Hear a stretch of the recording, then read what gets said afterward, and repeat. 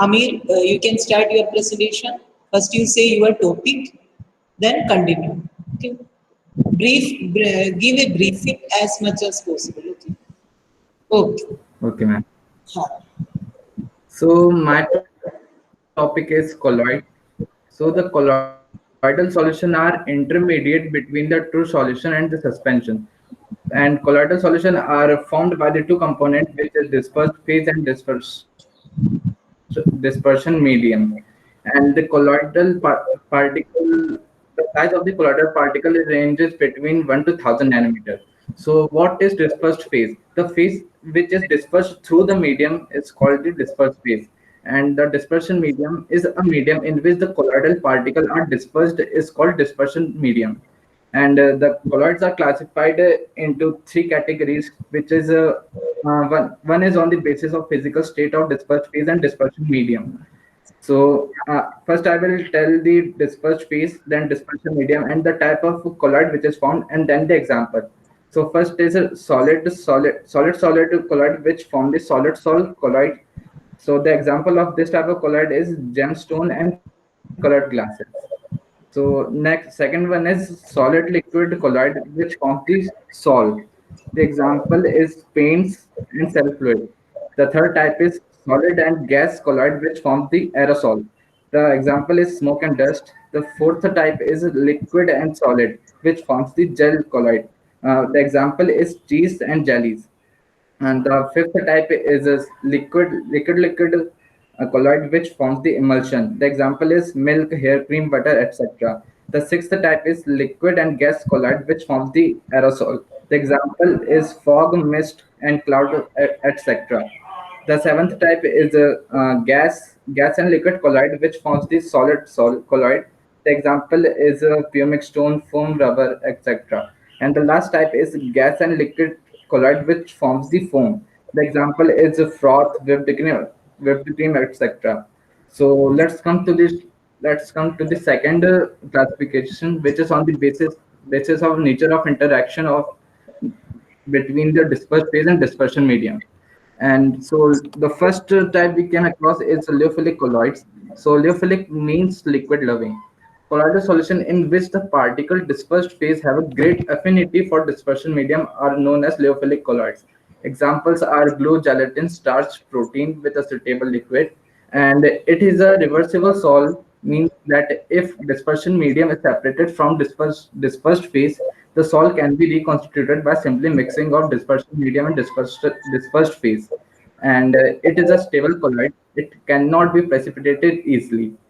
So the second type of colloid is lyophobic colloid, which so the lyophobic means liquid heating, and the colloidal solution in which the particle of dispersed phase has no affinity for dispersion medium. The example is a solution of metals like gold and silver, gold sol, and it is an irreversible sol, means that it cannot be prepared just by mixing of dispersed phase and dispersion medium. It can be prepared only by some special methods and using agent for preservation. And let's come to the last classification, which is on the basis of types of particles of dispersed phase. So the first one is multimolecular colloids. On dissociation, a large number of atoms or molecules of substances aggregate together to form species having size in colloidal range. These species thus formed are called multimolecular colloids. Examples are gold sol and sulfur sol and sulfur sol and many more. So the second one is macromolecular colloids, in which the macromolecules in suitable solvent form solution in which the size of the macromolecules may be in the colloidal range. Such systems are called macromolecular colloids. Example is polymers, and the last one is associated colloids. So there are some substances which at low concentration behaves as normal strong electrolytes, but at high concentration exhibit colloidal behavior due to the formation of aggregates.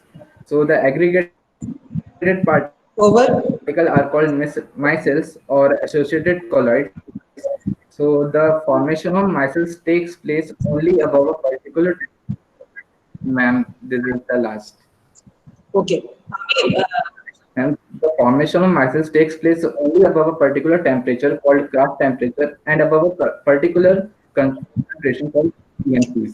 I have one question for you. Suppose 1-year-old child has fever, so doctors prescribing syrups, not tablets. Why? For small children, why doctors are prescribing syrups, not tablets? You know the reason? Why is it so? Amir. Question goes to Amir. Anyone understood Ma'am, the because it question? dissolves easily. Dissolve easily. So how can it correlate to topic? More surface area.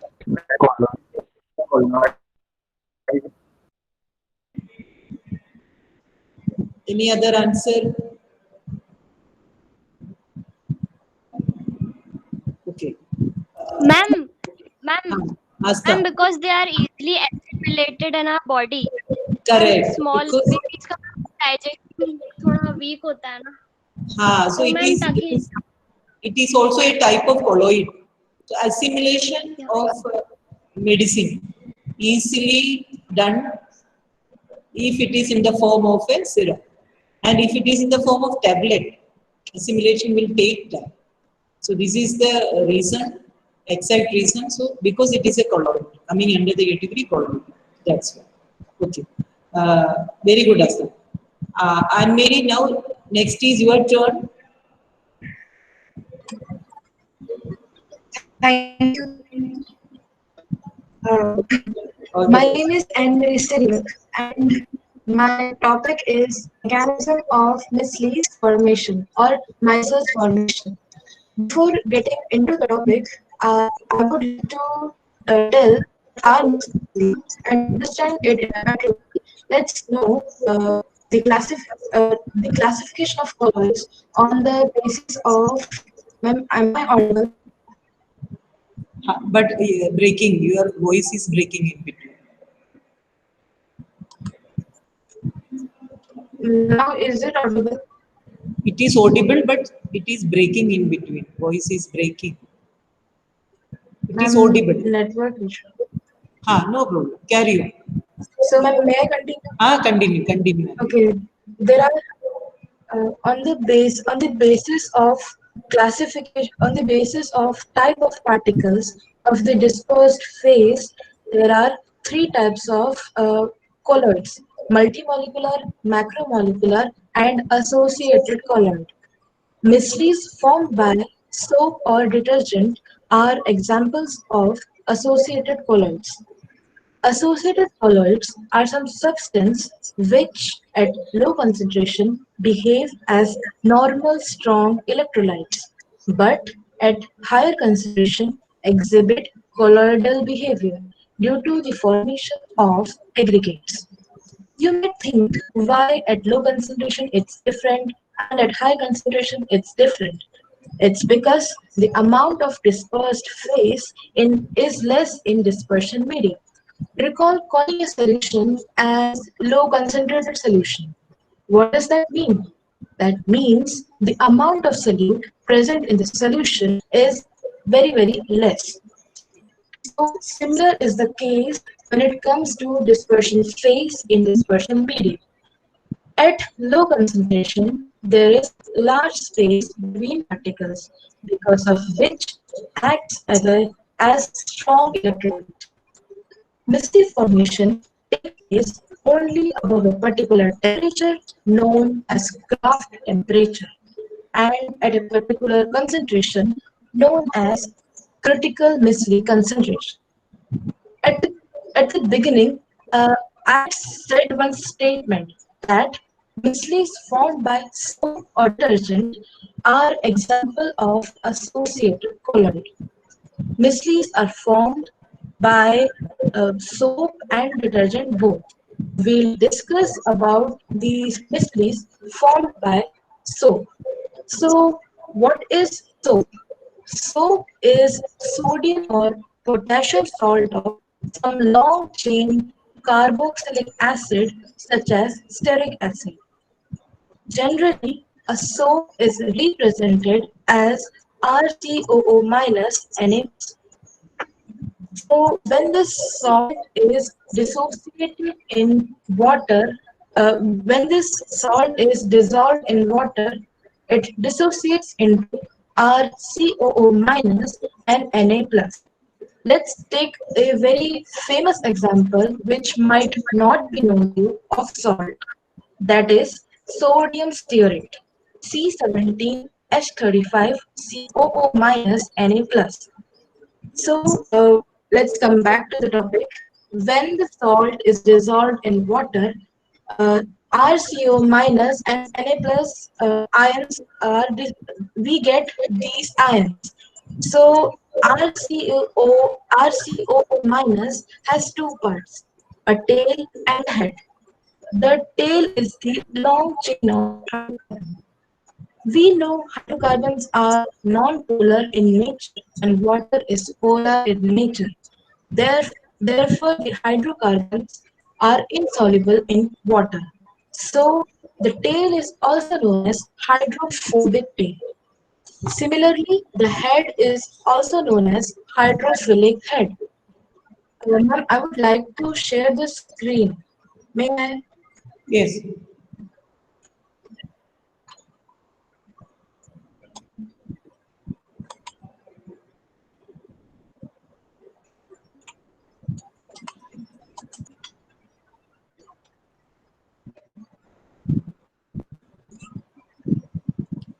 I'm going to take a moment.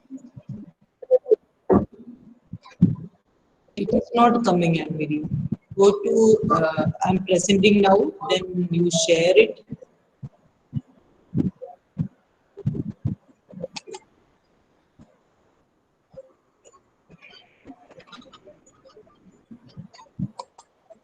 I'll continue.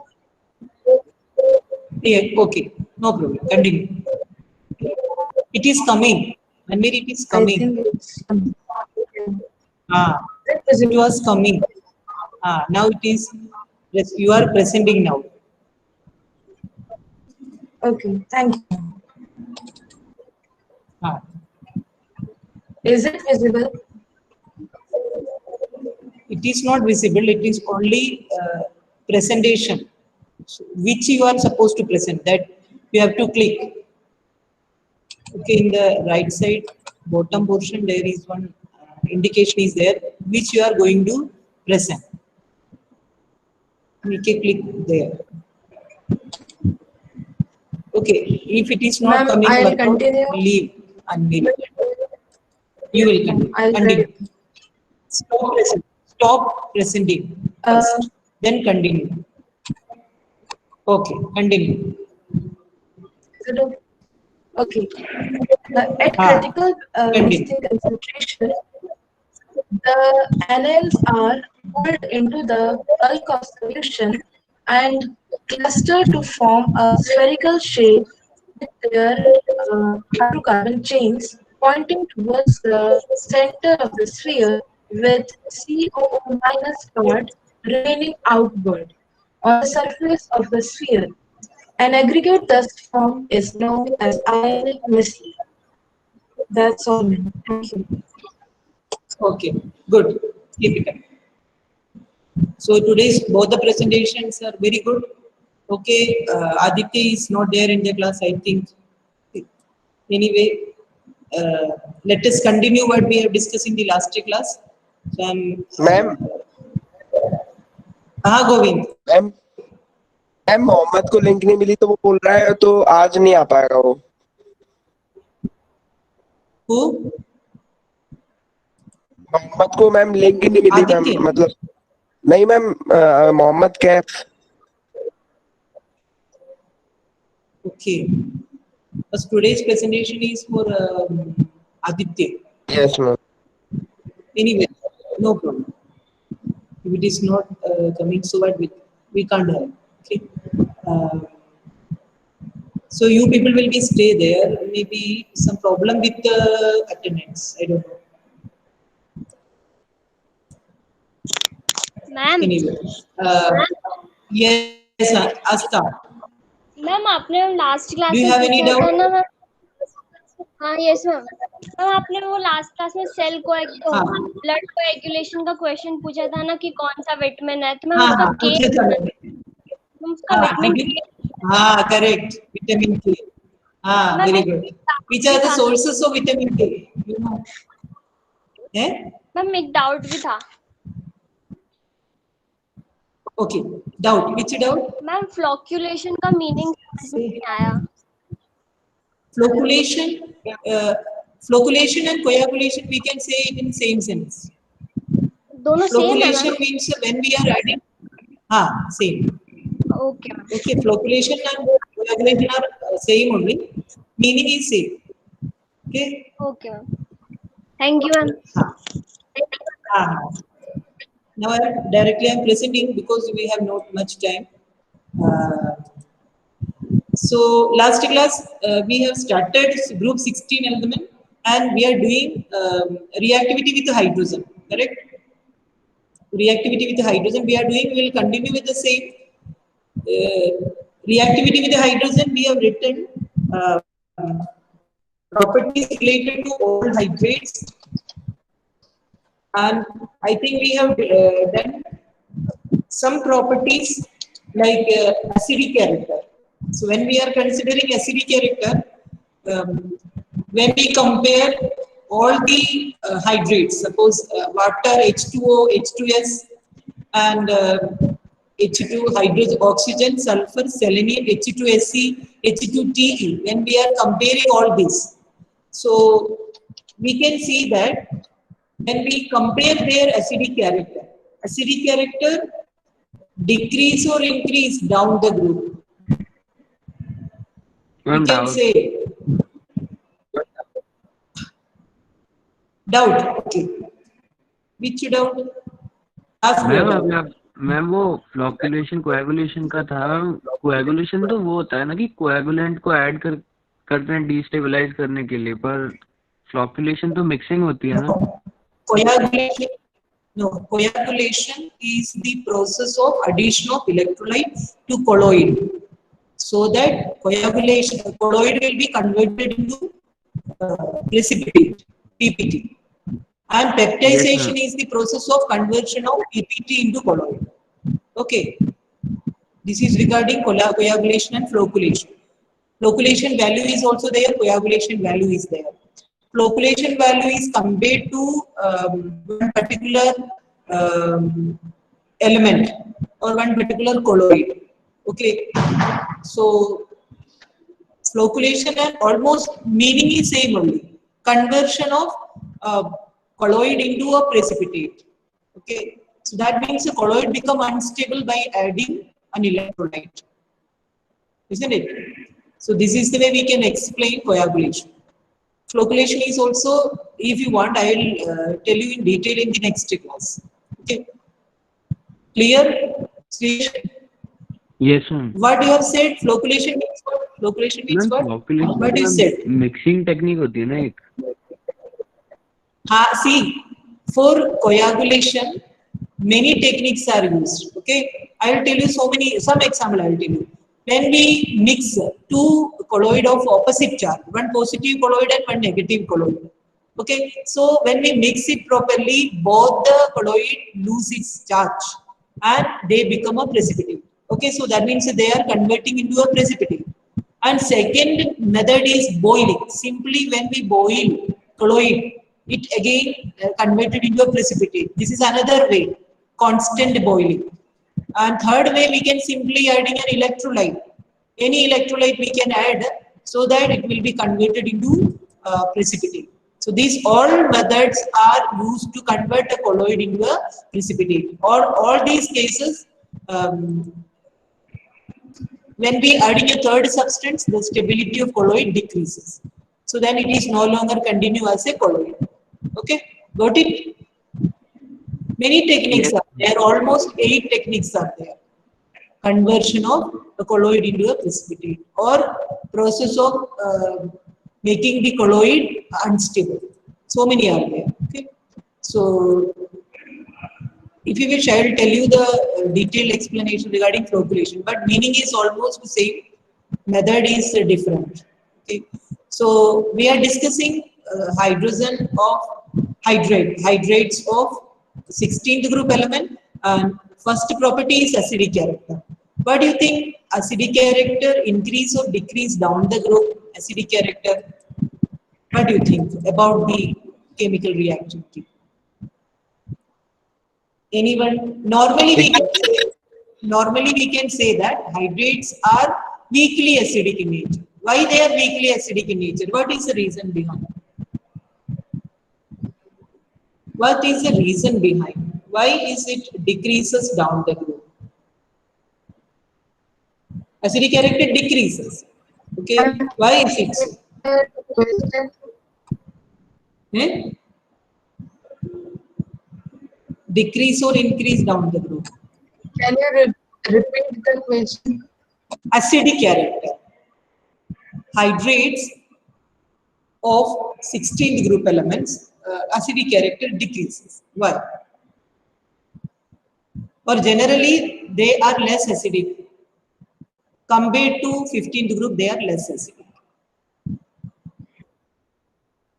And because of metallic character Correct. increases. Metallic character increases down the group. That's all. Okay. So next point is thermal stability. Okay. Thermal stability. What is the reason behind thermal stability? Normally, it decreases down the group. Here, the reason is different. Same reason as in 15th group. Anybody can remember the reason why thermal stability decreases from H2O to H2He? Thermal stability decreases. What is the reason behind?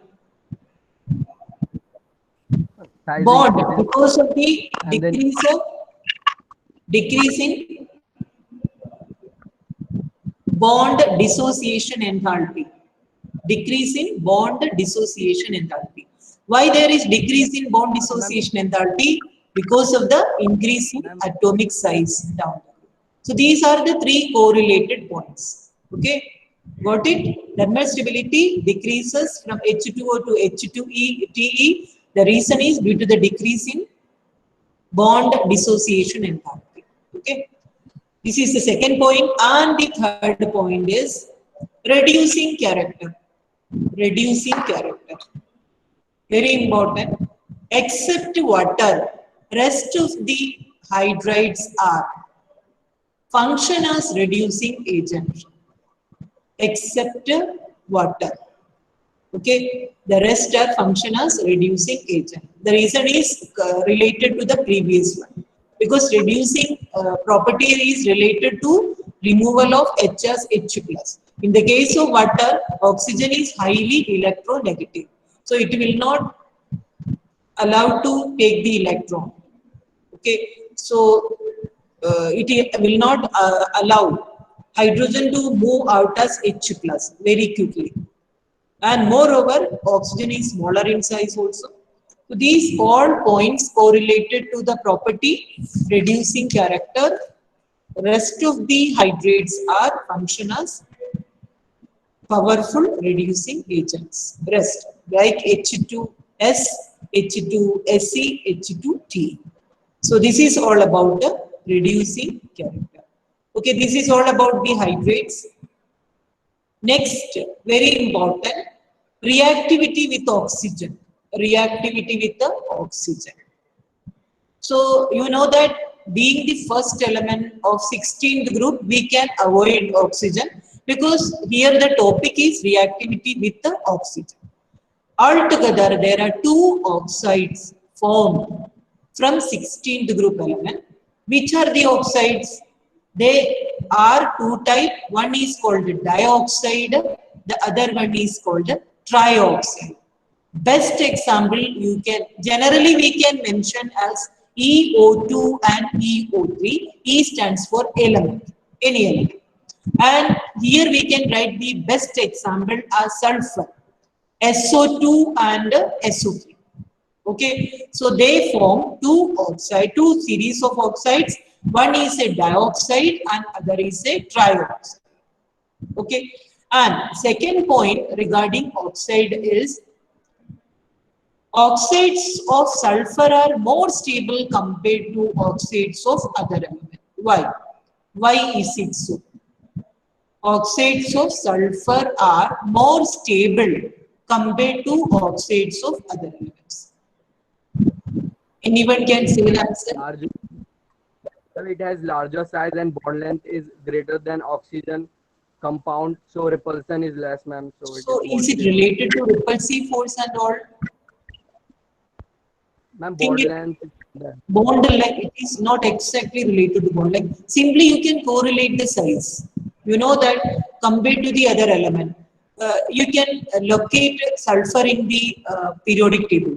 So when we come to selenium, sulfur belongs to which period? Third period, isn't it? Third period. So third period means D block is started or not? Third Started. period. Started. Okay, but it is 3D filling of 3D. So, but when we compare to the next one, selenium, what is the speciality of selenium? F is also started, isn't it? Look at the position. You can look at the position. Selenium, tellurium, polonium are all these.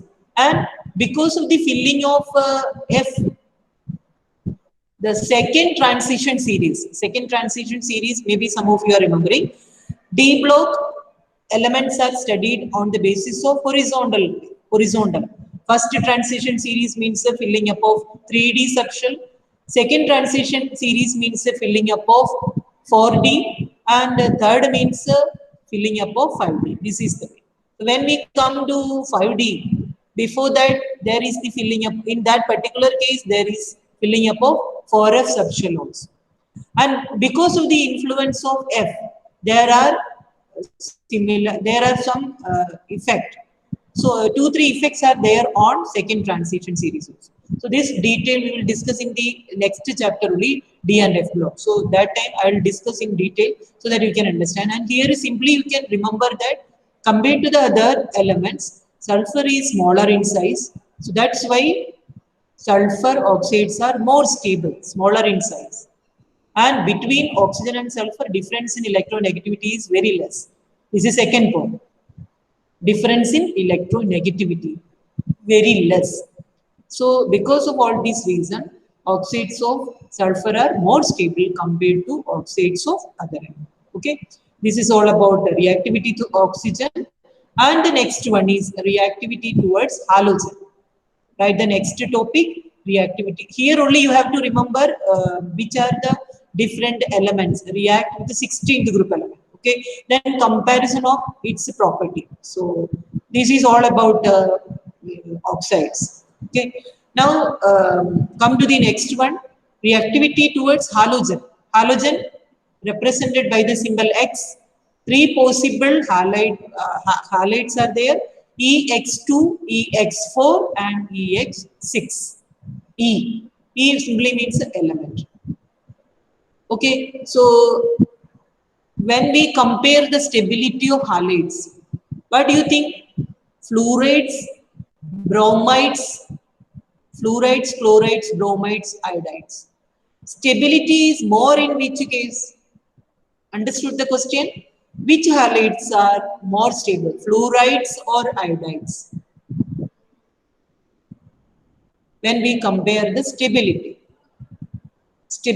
of halides, which is more stable, fluorides or iodides? Fluorides. Fluorides, very good. So you can mention that when we compare the stability, fluorides are more stable compared to chlorides. Chlorides in turn more stable that of bromide ions. Bromide ions are more stable compared to iodide. So that iron, not ions, they are compounds. Okay. Generally, we can say that halides, when we compare the stability of halides, fluorides are more stable compared to iodides. That's all. Okay. Now, under this particular case, let us think about some exceptional cases.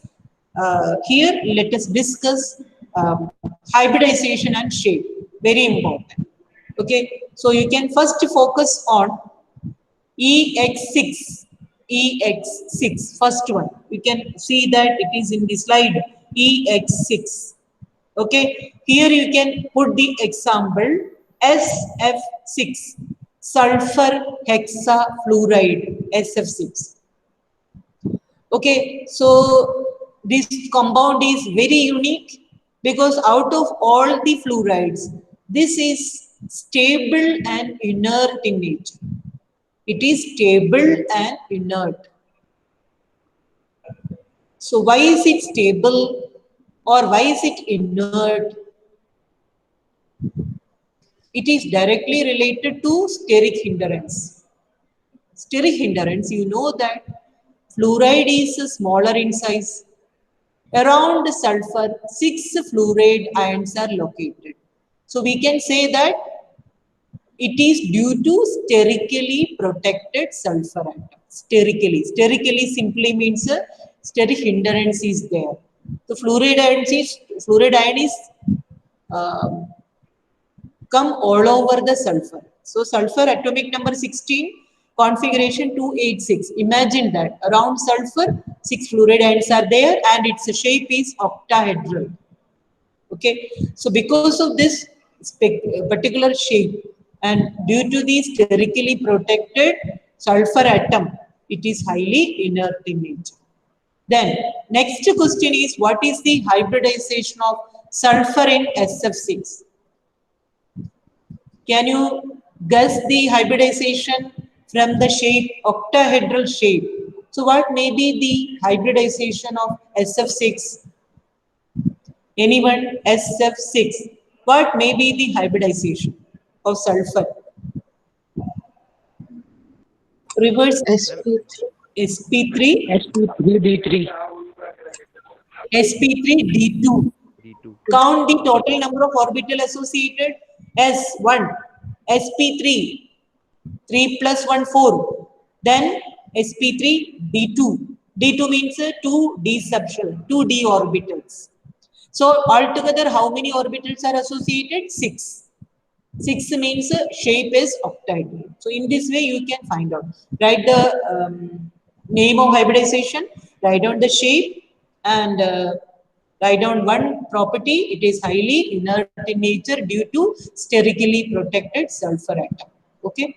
And this is all about SF6. Now come to the next one, EX4. Look at the second one, EX4. Here you can put the example SF4. SF4. Now, can you say what may be the hybridization of SF4? Simply, I will tell you how to find out.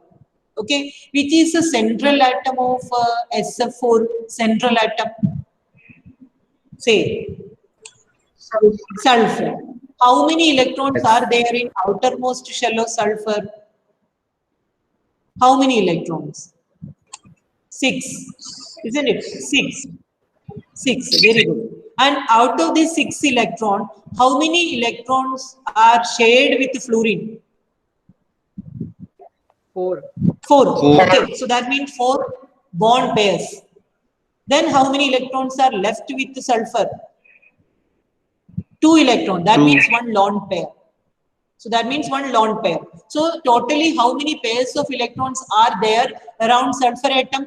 1 lone pair plus 4 bond pairs. Total 5 pairs of electrons are there, isn't it? And total 5 electron pairs are there around the central atom. So you can guess which hybridization is involved.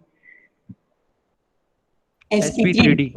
Very good. SP3D. So write down the name of hybridization, SP3D hybridization. Okay. Now, next question is, what is the expected shape of SP3D hybridized orbital? Octahedral. Is it really octahedral? Trigonal Very good. bipyramidal. Trigonal bipyramidal shape.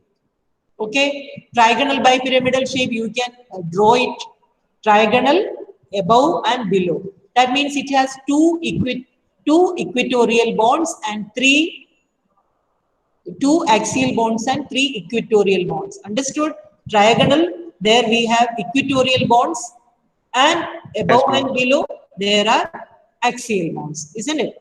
Now, are you expecting same trigonal bipyramidal shape from SF4? Can we expect or not? Or the question is, actual shape and expected shape are same for SF4 or not? Conceptual learning. This is conceptual learning.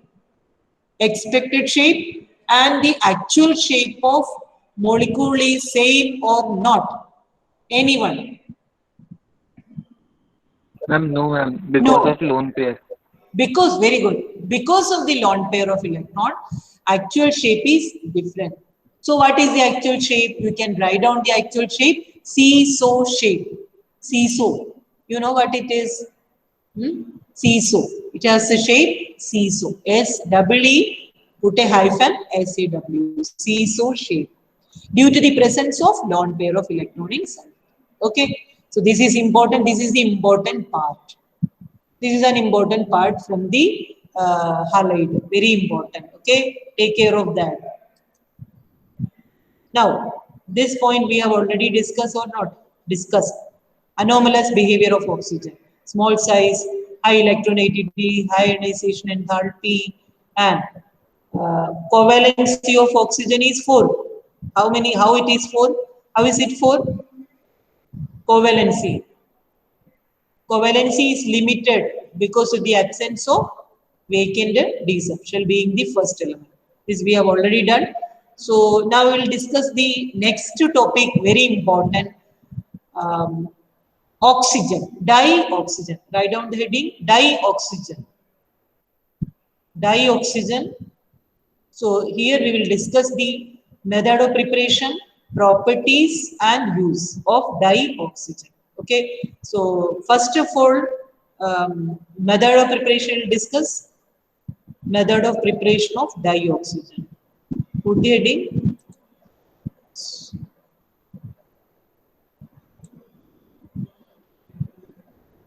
So let us see method of preparation, very simple method. Laboratory method of preparation is there, and large scale preparation is there.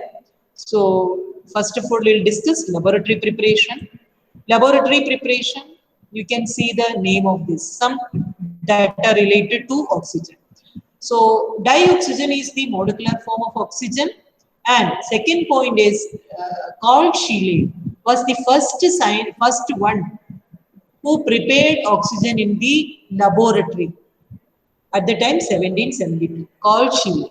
So you can note down the name of the scientist who prepared it first. And after that, Joseph Priestley, another scientist, again he was prepared oxygen in the laboratory, but it is in the different way. Okay, by the action of sun rays, decomposition of mercuric oxide. Okay, and who invented oxygen? Anybody can say who invented oxygen? Maybe you know the name of the scientist. And he was the first one who proposed the elemental nature of oxygen. First one. Anyone can say Lavoisier. Okay, Lavoisier is known to you.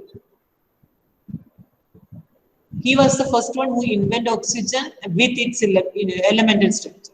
Now let us think about the method of preparation of dioxygen. So you can take only one method. I will tell you which method is there. This method. Oxides of mercury on heating, we get mercury and oxygen gas. Okay, only this equation is more than sufficient. Mercuric oxide on heating, simply we get mercury and oxygen. Rest of the equations no need to remember. Okay, one equation is more than sufficient. And this is known to you, hydrogen peroxide. When we keep hydrogen peroxide in open air, or simply when we keep it in open air, or simply just warming, it gets converted into water and oxygen. So these are the two things you have to remember in this way. This one is important. Laboratory method of preparation of simple preparation over laboratory preparation is there. Why this method is important? Here we are using one catalyst. You can look at the equation. Equation is only more than sufficient. Understood? Potassium chlorate. This compound is called a potassium chlorate. Potassium chlorate on heating at a temperature of about 420 Kelvin in presence of manganese dioxide, we get oxygen, dioxygen. Okay, and here you have to mention the name of catalyst, manganese dioxide. It is a very powerful catalyst. You know, we can compare. Suppose we can conduct this experiment in the absence of MnO2 also. When we simply heat potassium chlorate at 420 Kelvin, we will get dioxygen. But imagine, suppose we add 1 gram of MnO2 to the reaction mixture, the reaction rate increased by 500 times. This is 500 times. So this is the effect of MnO2. That's why here we are preparing laboratory, here we are discussing laboratory method of preparation of dioxygen. That's why we have to think about catalyst and remember the catalyst also. Okay, so this is all about laboratory method of preparation. Last point, large scale preparation of industrial preparation of dioxygen. And these two methods are known to you, so we will not discuss it in detail. From air by fractional distillation of liquid air, first method. Second method is from water by electrolysis. These are the two industrial method of preparation of dioxygen. These are the two industrial preparation. This is all about the method of preparations. Okay, so this is simply you can note down. That's enough, more than sufficient. So rest we will discuss in the next class. Okay, now I am stop sharing and I am coming back to your class. Okay, because you have to go to the next class also. I'm stop recording now.